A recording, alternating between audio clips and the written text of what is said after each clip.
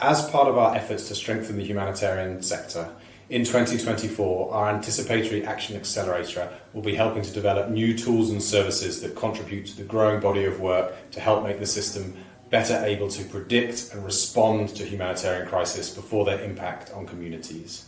Through this work, we'll be providing financial support to some members, as well as coaching and mentoring to help them develop their ideas. In addition, we're going to be contributing to policy debates and advocating for the role of H2H actors in anticipatory action.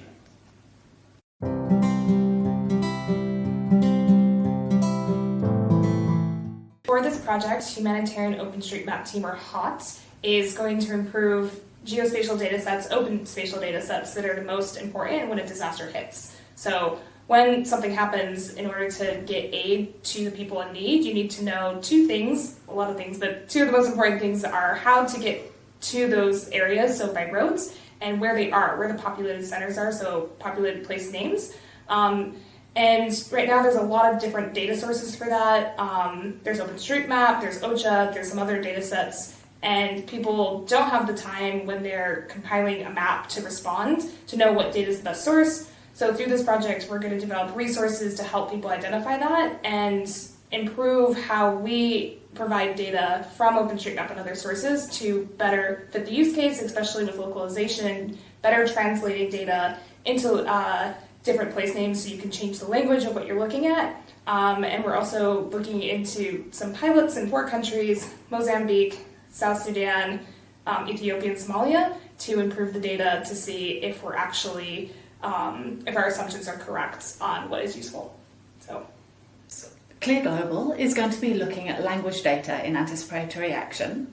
The reason language data matters so very much is that over our 10 years of research, we've found 2 consistent things. For multilingual communities, the people who speak marginalised languages are more excluded and struggle more to get the information they need and to be able to access humanitarian services in response.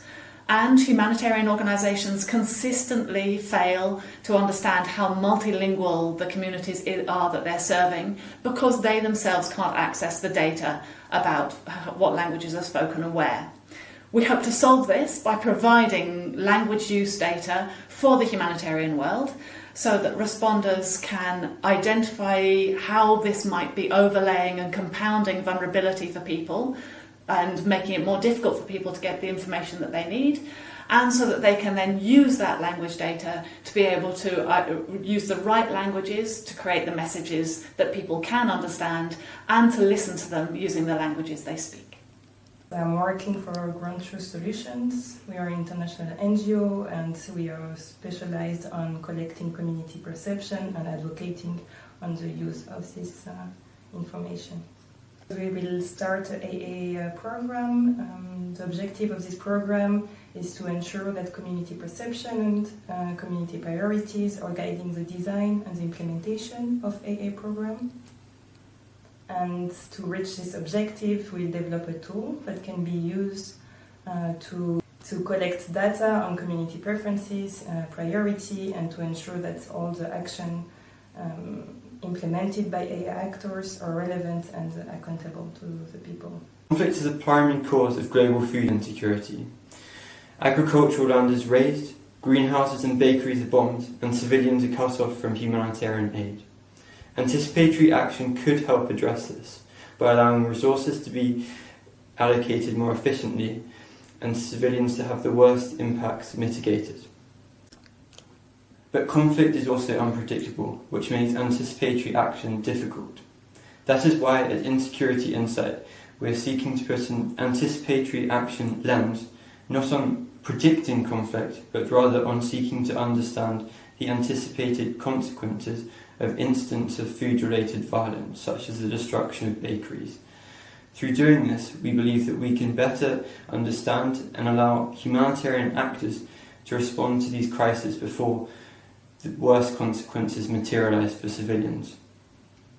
So at Cap2NG, we witnesses in the past few years that there is a lack of quality data, and also a lack of engagement of local communities and local actors, especially experts in data at the national and local level.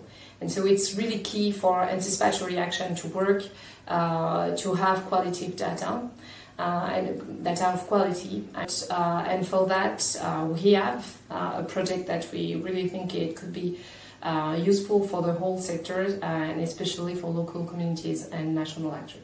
So our solution is to work with local data experts in the OpenStreetMap communities to work with local communities, local actors such as CSOs, local governments, to assess with them their perception of risks, of triggers, and like all the indicators that are needed for anticipatory action. And then we will see how this local perception matches with global systems and national systems of anticipatory action. The objective is to produce learning for all actors on how to better fit the anticipatory action mechanisms to the need and the data that is produced at the local level. So anticipatory action is an incredibly exciting area of humanitarian response action, and there is an enormous amount of growth happening and also a huge diverse range of problems that are there to be solved, all of which demand actors with different skill sets, different product services, and complex collaborations amongst them. In fact, like the secret sauce of anticipatory action is the way that it brings together the kind of technical, collaborative, action-based skills in a single system or an ecosystem of action.